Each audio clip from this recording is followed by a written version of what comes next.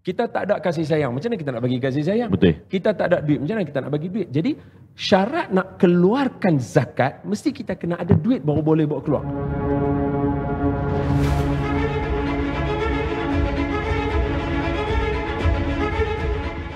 Kalau semayang tadi, di Mekah Nabi Isra' dan Mi'raj, dapat terus semayang. Kalau zakat, saya seronok kalau bawa semua orang bincang macam ni. Dalam Quran ada dua jenis surah. Satu surah Makiyah, satu surah Madaniyah. Surah Makiyah ada pula terjemahan dia. Antaranya, surah Makiyah adalah surah yang turun di Mekah. Surah Madaniyah yang turun di Madinah dan kawasan sekitarnya.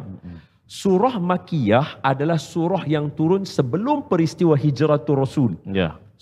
Surah Madaniyah turun selepas peristiwa Hijratul Rasul. Okey. So kita dah boleh nampak beza timeline dia. Kalau Makiyah sebelum hijrah. Kalau Madaniyah selepas hijrah. Makiyah di Mekah, Madaniyah di Madinah. Bila kita tengok ayat-ayat berkaitan dengan zakat terbahagi kepada dua-dua tempat. Makiyah pun ada, Madaniyah pun ada. Okeylah, sebab saya duduk sebelah Dr. Izhar, malu saya kalau saya tak cakap dalam bentuk bilangan-bilangan dia. Nampak bagi mudah untuk, kalau tidak nanti jenuh lah dia kata, Ustaz abang terus lah, takkan kami balik nak cari pula. Jadi saya bagi tahu terus. Jumlah perkataan zakat dalam Quran ada lebih kurang 33. 13 ayat zakat turun dalam surah Makiyah. 20 ayat zakat turun dalam Madaniyah. Di sini pun kalau kita timbang tahu, ada 7 surah lebih kepada Madaniyah. Maka kalau kita tengok pula, zakat tak boleh keluar melainkan kita kena ada. Itu syarat dia lah. Amin pun ajak juga orang, betul tak? Dia magnet diri. Kalau kita buat benda tu akan mai balik dekat kita. Betul. Itu syarat dia. Maknanya kita kena buat. Kena ada. Kita kena ada. Kalau kita tak ada, tak boleh nak bagi apa. Kita tak boleh bagi apa. Itu syarat manusia. Cantik. Kita tak ada kasih sayang. Macam mana kita nak bagi kasih sayang? Betul. Kita tak ada duit. Macam mana kita nak bagi duit? Jadi syarat nak keluarkan zakat, mesti kita kena ada duit baru boleh bawa keluar. Jadi yang rapat dengan zakat adalah tijarah, perniagaan. Yang takjubnya, ayat tijarah ada 9 dalam Al-Quran, 8 diturunkan dalam surah Madaniyah. Surah Madaniyah mana tadi? Surah yang turun selepas hijrah Nabi. Hanya 1 saja dalam surah Fatir. Hak ni kena tanya Piu Hafiz lah. Minta maaf Piu Hafiz, saya kalau ni. Surah Fatir, surah yang ke-35. Ayat yang ke-20 berapa? Ayat yang ke-29. Yang ni 1 je dalam surah Makiyah. Dan kalau kita baca pun bukan pasal perniagaan dunia, perniagaan akhirat. Memang layaklah untuk Mekah tanam iman. Jadi perniagaan akhirat dorongan dia. Jadi kesimpulan mudah kita dapat, untuk bayar zakat mesti ada perniagaan.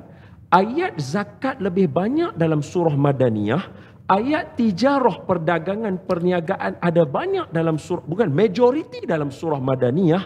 Maka bila kita buka sahaja kitab fiqh, ulama mengatakan syariat zakat diturunkan, maksudnya diwajibkan pada tahun kedua hijrah. Tahun kedua hijrah. Di mana? Di Madinah. Berdasarkan himpunan ulama, mereka kaji dulu macam mana cara Allah nak orang panggil apa? Slow landing. Kalau awal-awal bagi tahu orang terkejut. Jadi kebanyakan ayat di Mekah adalah dorongan untuk bawa keluar dia. Orang tanya soalan, apa hikmah dia? Amin tanya. Pensyariatan begitu. Salah satu yang disebutkan oleh ulama, very simple. Dia tak mau umat Islam duduk diam. Contoh, semua sahabat daripada Mekah bila berhijrah sahaja langsung terus mencari pasar. Langsung terus buat persaudaraan ikut cakap Nabi untuk jaga ekonomi sendiri. Sebab apa? Sebab mereka dilatih oleh Nabi daripada Mekah lagi dorongan untuk bawa keluar duit. Nampak tak? Jadi dari sini jelas pada kita, zakat adalah untuk memotivasikan kita jadi orang hebat. Jambu batu banyak bijinya. Cara makannya perlahan-lahan. Zakat itu wajib bagi yang kaya. Buat bersihkan harta dari kotoran. Ada zakat harta, ada zakat fitrah. Ada juga yang cuma sedekah. Kalau mahu hidup barakah, cuba selalu banyakkan sedekah.